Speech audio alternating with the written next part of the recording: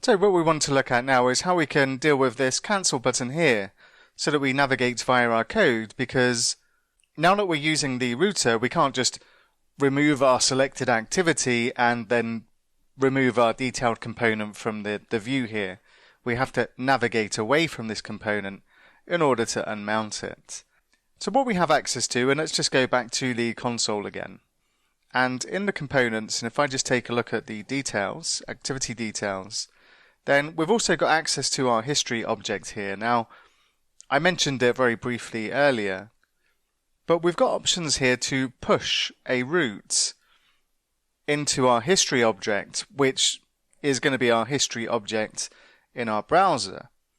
And we also have the ability to go back and go forward. So we can use these methods inside our code to change the routes and push a user to another location.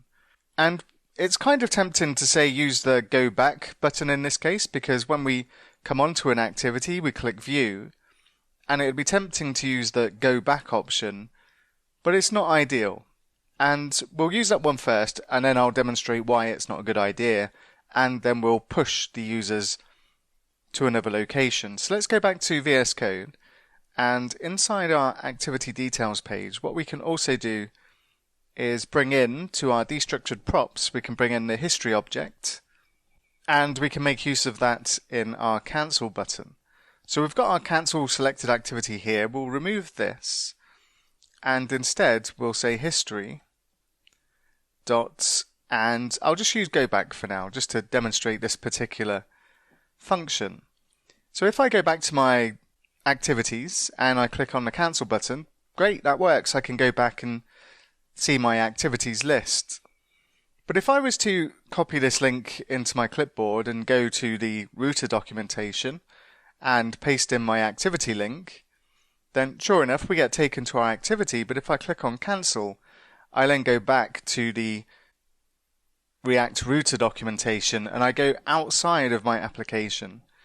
So it's not always a good idea to use that particular function, and what we want to use instead is use the history push function, and then we can pass in the routes where we want to send a user to, and in this case it's going to be to the activities.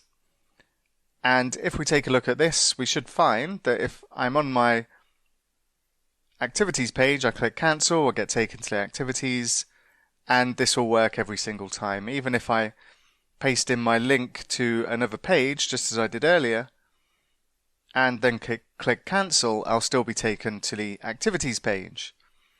So we can use those functions inside the history object to navigate our users in our code. And what we'll take a look at next is the edit function. And we want to go to our activity form and load our activity details into that particular component. And we'll look at that next.